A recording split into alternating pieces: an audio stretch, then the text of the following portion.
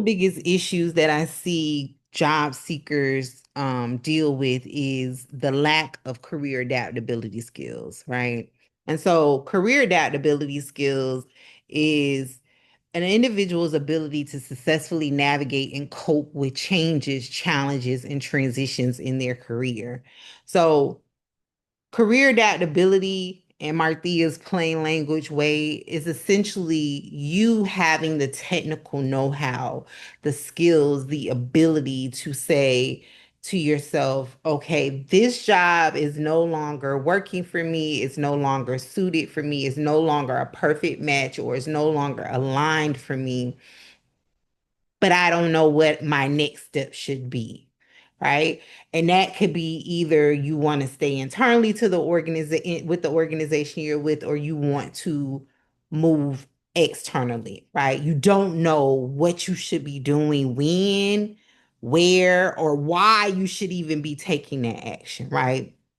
And so the reason I wanted to talk about this is because now more than ever, career adaptability skills are key now more than ever. Long gone are the days, like that was the days probably of our parents and the people before them, the generations before them, where you graduated from high school or college, you got your job at the neighboring big employer in your community or your city, and you stayed in that one position. You maybe got advanced to a supervisor or management role or a leadership role, but you stayed in that one specific department with that same specific employer until retirement, right? Long gone are those days. And people have a myriad of reasons as to why they leave, right? For me personally, I've left organizations just for the sheer reason of I needed to make more money.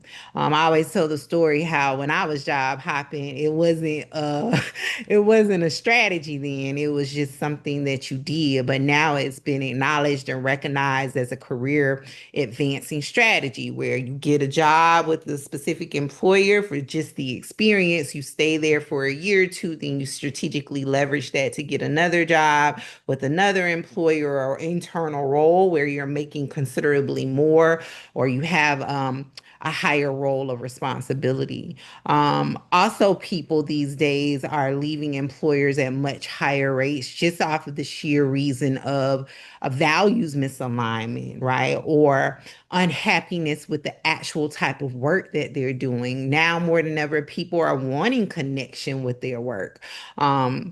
They're wanting meaning, purpose, intentionality behind the work that they do on a daily basis. And they want to be seen, heard, and viewed as valuable to employers.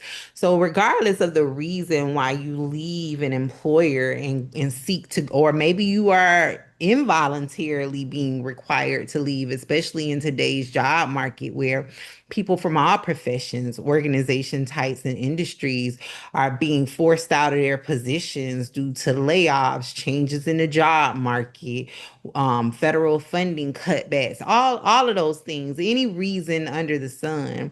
Now more than ever, people are being forced into learning how to think deeply about what their next career move is. And many people struggle with that, like making a decision, making the right decision based on not just their needs, but on the needs of their family, based on where they geographically are located, things like that, right? So now more than ever, career adaptability skills are important.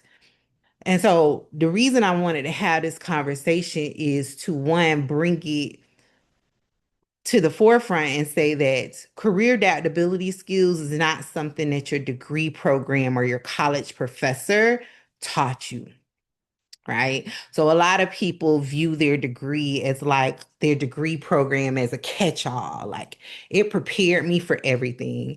And the reality of where we are today is a lot of people are realizing that they aren't adequately prepared, right? And how that manifests, like how you know you feel that or think that, is if you've ever caught yourself having a conversation or been a part of a conversation or liked a comment on social media or on LinkedIn around like My college degree program didn't teach me this. Why didn't they teach me this? And I just want to say that it wasn't within the scope of work for your college degree program to teach you career adaptability skills.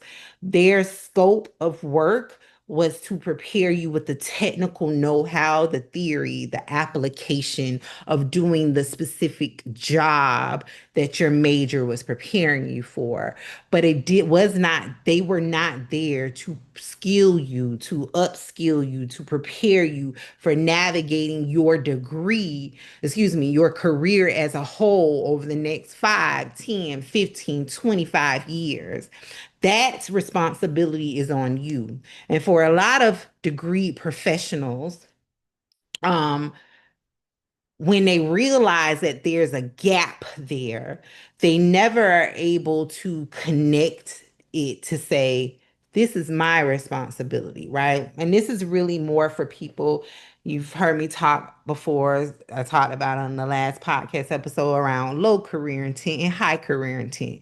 Low career intent will move through their life for the remainder of their life saying, my degree program didn't prepare me. And that will just be the narrative that they carry on and on and on for years, right? And they will just stay unsatisfied, unfulfilled, unaligned, or even unemployed, right? They will just voluntarily stay out of the job market, the labor market, because they're still like, my degree program should have prepared me.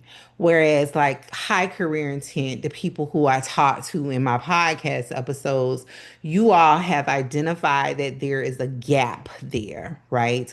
And so when you make that identification, your next step should be to actively work on learning how to feel it.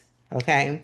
So, the purpose of this podcast episode today is I want to share with you three key areas where I've seen over the last 6 years where my coaching clients, before, like at the early onset of them starting to work with me, were having issues in the career adaptability area, like what that looks like in their career on a daily, monthly, yearly basis.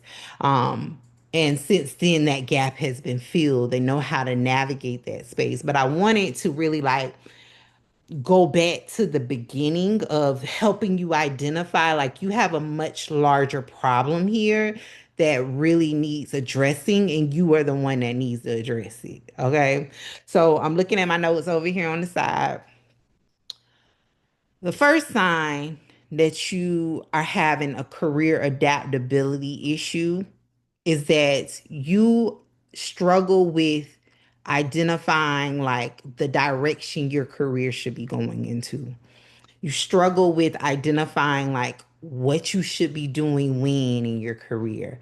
One of the biggest ways that I see people struggling, specifically social workers, social service work professionals, struggling with career direction is that they overstay their time in case management, very frontline serving positions. Right. What that looks like is they stay in those positions 5, 10, 15. I've met people online who've been in their case management job for 20 years. But in all fairness, those people really were more from that generation where you get the job and you stay there forever. But you struggle with identifying your next steps, right? So you struggle with understanding like, do I have enough experience now? Should I be looking at something else? Another sign that people are struggling, specifically social workers with their career direction, is that when they start feeling like I should be moving, or for a lot of people, it could be about moving or knowing that they should be doing more. But let's be real, a lot of people's career intentions and moves in the early years before you've gotten to making a certain amount in your career is based off of money, right? Based off of your basic needs. Maslow's hierarchy of needs. Your money got to be right, right? Your safety and security got to be, your financial matters got to be in line. So for a lot of social workers, what I see how lack of career direction, like knowledge, shows up is that they are trying to make more money, so they immediately apply for the supervisor job over the case manager jobs where they worked, right? I've also seen that dynamic play out when social workers are trying to escape case management work, right? They don't ever look external to their department or to their organization or other like roles. They only look at the supervisor of the case managers where they started, right? And so that's a clear telltale sign that you're struggling with career direction issues because you're unable to identify where else can I take my skills, my experience, my interest and get a job, right? You only see yourself connected to case management type work. Right. So either you are the case manager or you become the supervisor, the manager, or the director over the case managers. That is a clear telltale sign that you lack career adaptability. And it ultimately stems from the fact that you don't understand how your experience, your knowledge, your even your education is valuable in other spaces and what roles that potentially positions you for. Okay. The second way that I've seen lack of career adaptability really hinder people in their career is that they don't know how to navigate potential instability in the job market. And so, what I mean by that is people usually start panicking when their employer starts talking about layoffs. Or, like for right now, where we are in the US, people start panicking when they start hearing talks about their department potentially being cut or their funding for their program being cut or stopped, right? Career adaptability is really focused around also giving you confidence, right? So I'm not going to get deep into the seas of career adaptability. We'll do that on a whole nother episode. But one primary piece of career adaptability is that once you have the technical know-how, the skills of strategically identifying what you should be doing, right? Where you should be going, and how to get there, your confidence as a byproduct of having that knowledge, that those skills to do all of that increases, right? Because when you don't know something, your confidence is going to be low. But when you know what you know, your confidence is high. That's like one of the things that I always tell my coaching clients once they finish the micro to macro career accelerator, specifically to my alum who I still work with on an ongoing basis in their careers, that once you know how to get a job, you know how to get any job. Right. And it's so much so that they quote that back to me. I've had coaching clients who have had multiple macro jobs since working with me. And they always come back and repeat, like, Marthea, I always remember what you said. Like, once I know how to get a job, I know how to get any job. Right. So, lack of career adaptability skills will cause you to panic. I recently shared a story in my Instagram stories of when I was reminded of the time that I was laid off, technically, from my first case management job. If you're new around these parts, I had two case management jobs in my lifetime. My first job was as a workforce development career counselor, where I worked in an American Job Center. I worked specifically in the welfare transition program and the workforce innovation and opportunity ad program for youth. And I help people get hundreds, if not thousands, of jobs over the years that I was in that position. But in that role, when we got new leadership, the leadership at that time um, went and created a reorg initiative. So a reorganization initiative is where they're choosing to like redesign everything. So part of that reorg was that the leader at that time was like, we're creating all new positions with all new scopes of work. we're essentially changing the workflow of the programs here. We're moving from generalist workforce development counselors to specialists for different industries, right? So we have a STEM career counselor who's the expert. We have a human service career counselor that's an expert, as opposed to you just being a career counselor who sees everybody that just who, anybody for any career field, right? So because of that, um, and there was some other underlying reasons, but that's that's the reason y'all gonna get today. But because of that, what they did was they decided to lay off all staff officially. So with that layoff, they then came and told us about the fact that they were doing the reorg and essentially everyone would have to reapply for their position. So I, along with the rest of the dozens of other people that I work with in that organization, were technically laid off. Now, for me, because I have high career adaptability skills, right? This is not something that I just learned in the last few weeks or last year. This isn't something I learned in a job. It's something that I've learned and I've amassed these skills over the last 20 years, right? That's what makes me an expert in teaching other people. So prior to the official announcement from leadership that there was going to be that we were laid off, like they didn't give us no warning. They just called us into the conference room and you laid off, right? However, prior to that, I had already been hearing rumblings, right? I had already my OGs that I worked with, my coworkers who were connected to leadership, they have been talking about this for months, right? Because that leader had been in that position for less than a year at that time. They had been talking about it for months that there was going to be a reorg, things like that.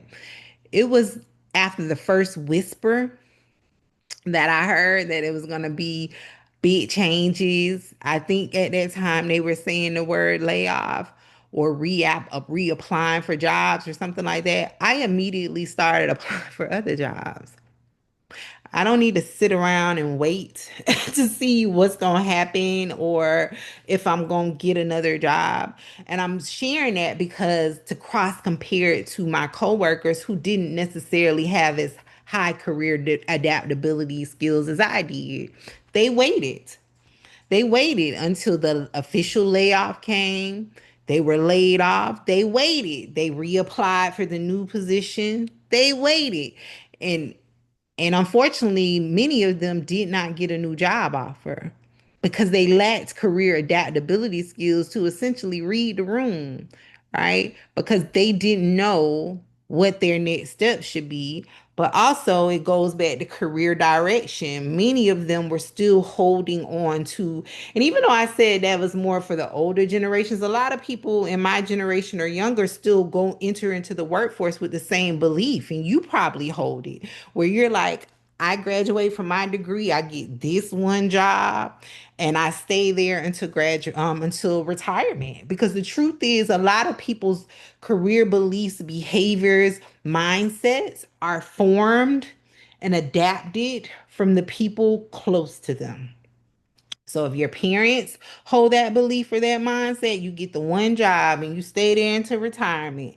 If your teachers who you are, it's been proven in the research, students hold their teachers' beliefs, their teachers' values around careers much higher than they do their own parents. So if your teacher modeled for you that I graduated from college, I got this job, I've been here for 50 years, you too will silently or loudly adopt that behavior. So my coworkers, they were like, I'm gonna apply. They waited, didn't get applied, didn't get rehired rather, and got laid off. However, for me, when I heard the first rumbling, I started applying. I started learning about who's hiring. By the time the official layoff had come, I already had multiple job offers. I was actively negotiating salaries, right? I was in constant communication with other employers. I was going on interviews weekly. I did get rehired by the organization that did the layoff, actually promoted to a leadership role, but by that time, it was a clear misalignment with my values and my ethics. I just thought there was a better way that that could have been done. Of course, I'm not privy to all of the leadership level conversations at that time as a career counselor, but I just felt like it was a better way to do that, especially being that the primary objective of it all wasn't just a reorg. So I share that story for you, right, to give you a compare and contrast of what it looks like when someone lacks the career adaptability skill of navigating potentially unstable moments in the job market versus someone who has the skills. For me, I didn't wait. I'll also share a story about one of my coaching clients. The election for the new administration happened in November 2024, right? Literally the next day, I did my due diligence, but then I had a special meeting with my coaching clients at that time. And I said, look, these are the things that you can anticipate. These are the things that you should be doing. These are the career adaptability skills that you need to now activate that I've taught you in the micro to macro career accelerator to avoid disruptions in your employment, to ensure that you're building in sustainability opportunities in your career where you are not caught like a deer in headlights without employment, right? So for one of my coaching clients, after the election, her organization started talking, which I had already given her a heads up. I said, most likely because of the scope of your work with your organization is going to be impacted. If they don't change it, it's going to be impacted at some point. So you need to start being proactive and kick in with those career adaptability skills that I taught you. So she started paying close attention to what was being said, what wasn't being said. She was comparing, contrasting that to what the new administration was proposing at that time. They hadn't officially been sworn in, but she was comparing and contrasting all of those things. And she decided at that time that because there was so much uncertainty, instability that was on the horizons, she was like, I'm just going to start applying. Within less than 30 days, she had another macro job opportunity, right? And super aligned, doing work that she wants to do and that she loves. I share that because she didn't wait until the building was literally on fire. She read the room and she moved accordingly, whereas her colleagues started panicking. Right. So, those are two different stories to really bring home the importance of career adaptability skills and developing them, mastering them, and knowing how to effectively use them. A third way that I've seen in people how lack of career development skills really hinders them is when it comes to sustainability. And sustainability is very important right now. Again, based on where we are, the type of professionals I'm talking to, social workers, human service connected funding of all kinds is under attack, right? For any type of social worker, no social work type is exempt, licensed, unlicensed, clinical, non-clinical. Your money gonna be touched, which means your job is gonna be impacted if it has not already, which I always tell people a lot of social workers are laid off early 2025. They're just not talking about it out loud, largely, I'm sure, due to embarrassment, right? But the truth is, these things happen in the job market. It ain't nothing to be embarrassed about, right? What is embarrassing is if you go through this and you don't learn nothing from it, right? I'm not saying that you gonna, run through the job market like Superwoman or Superman, but a lot of the things are avoidable if you have the sufficient level of career adaptability skills, right? If you are looking at things over and beyond, did my check get deposited today? Right? Did my supervisor make me mad today? What is my caseload? Like, if you are looking at the things that you should be looking at, and when I say things, like when you're looking effectively at the job market, when you are tracking your specific industry organization type, when you are tracking the labor market data, which is what I teach my coaching clients, some of these things, a lot of these things, all of these things, if I'm being honest, are avoidable. It really truly is. So the third way that lack of career adaptability really hinders social workers, specifically, is when it comes to career sustainability, right? So career sustainability, specifically in light of right now, because I'm looking at my notes, and at first I was going to talk about like burnout and misalignment. We're not going to talk about that today.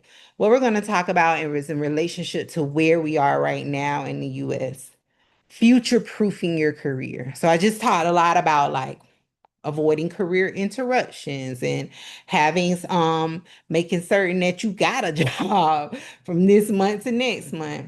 So lack of career adaptability skills hinders you in your ability to build a sustainability plan for yourself, aka future proofing your career.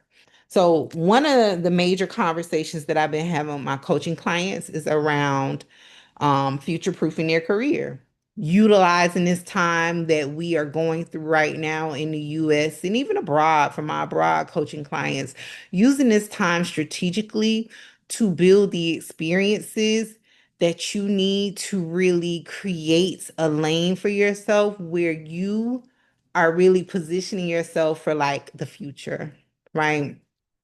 Future proofing your career is the ability to like see, forecast where the labor market from what you're interested in is potentially going, right? So I have strategies and techniques that I teach my coaching clients to read the labor market data, to anticipate where the demand is going to be, where the need is going to be. We're not doing this based off of feelings, right? We're not saying, I'm waking up today and I think the need is going to be in medical social work. No, no, we're going off of data, right? Data, we're tracking trends, we're reading the labor market data.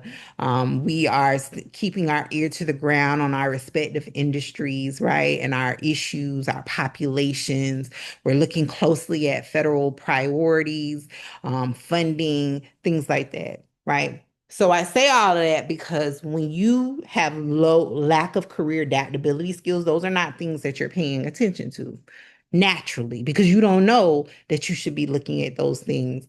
The most you're probably looking at is, did they give us reciprocity yet for clinical licensure in another state?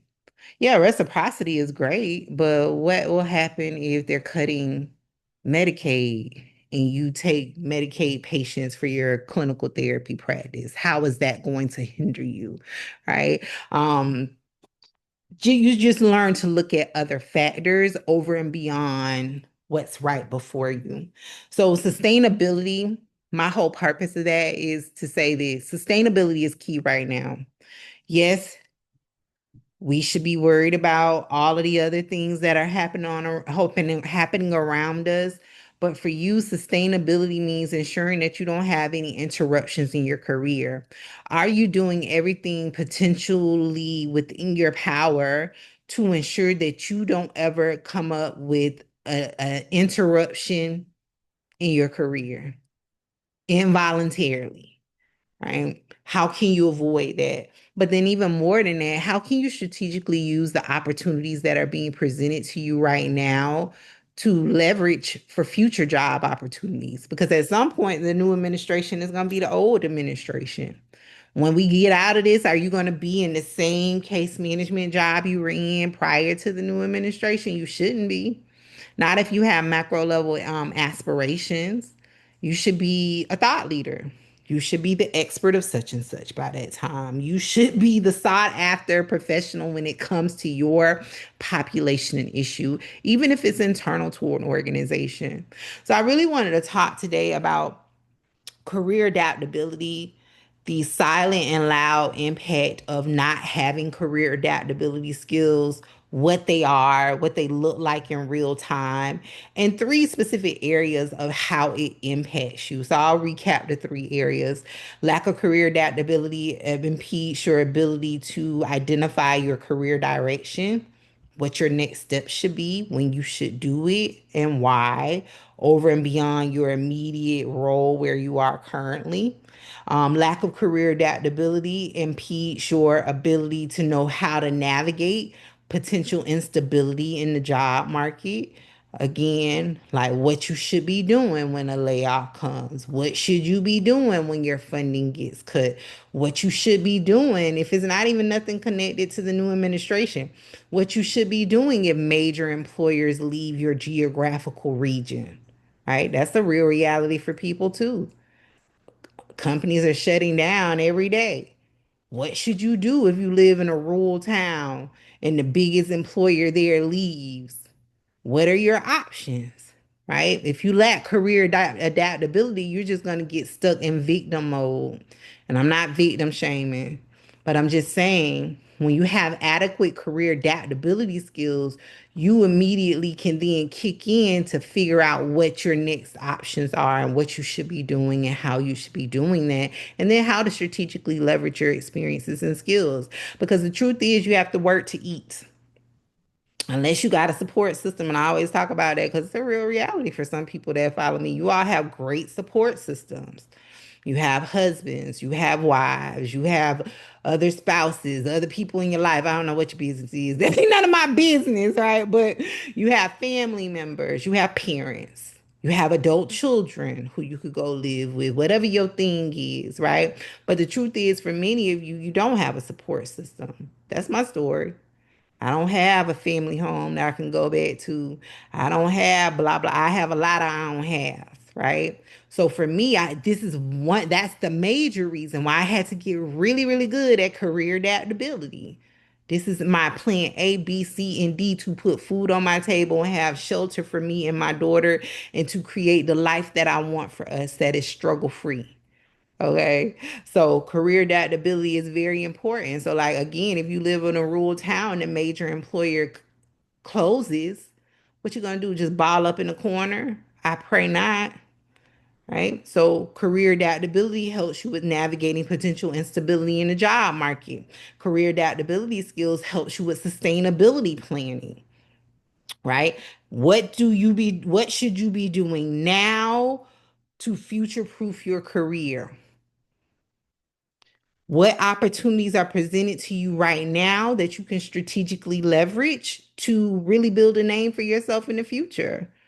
So I wanted to share those things because the job market is going to always be up and down. It's just not right now. For a lot of you, it's just the first time you're feeling it, right? It's the first time you've been directly impacted, right? But we've seen the tech industry make cutbacks. We've seen the nurses leave the healthcare profession at a rapid pace during COVID. The job market is always going to have these changes.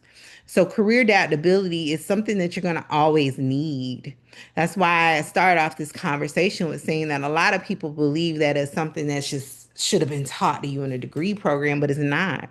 You have to fill that gap if you want to ensure that you're able to make your money, live an aligned life, not burn yourself to the ground working jobs that you hate, right? So career adaptability helps you navigate the job market.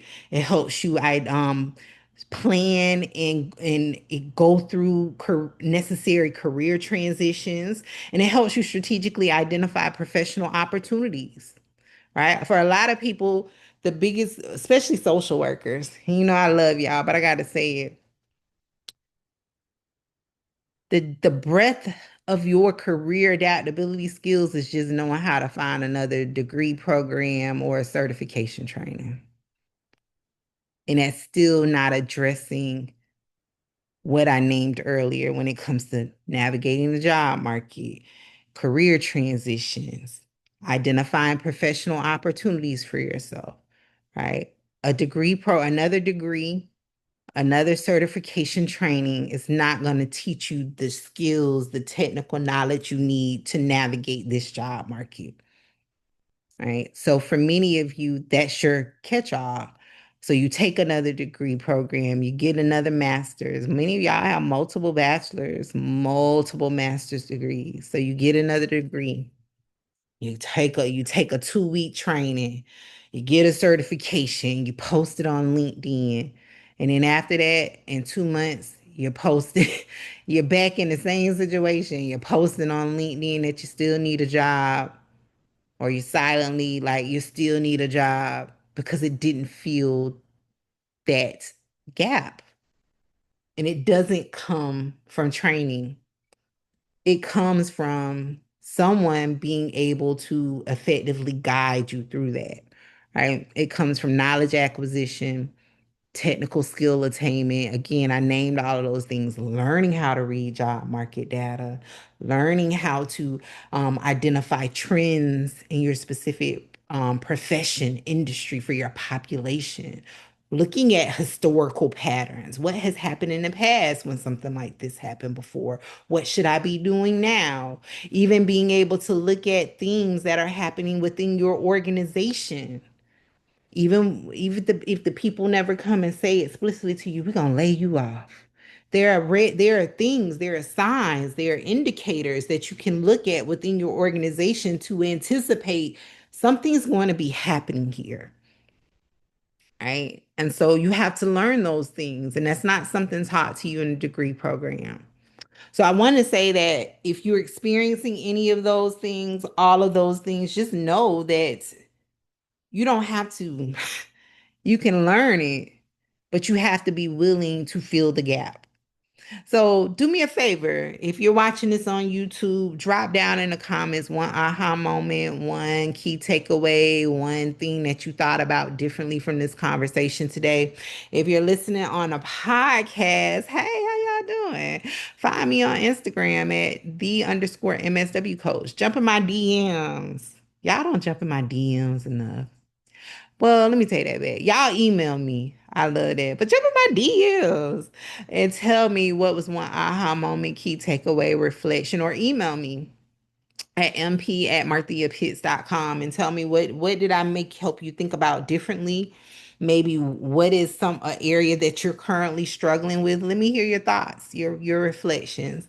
And if you are new here, make certain that you click the link down in the bio and visit macroandpaid.com, macroandpaid.com, and grab a free copy of my macro social work e-course where I teach you all about macro social work careers. I teach you about what they are, salaries, job titles, if you need a license or don't you need a license, all of the things that you want to know and even more at that link. And until next time, happy macro career planning. Bye.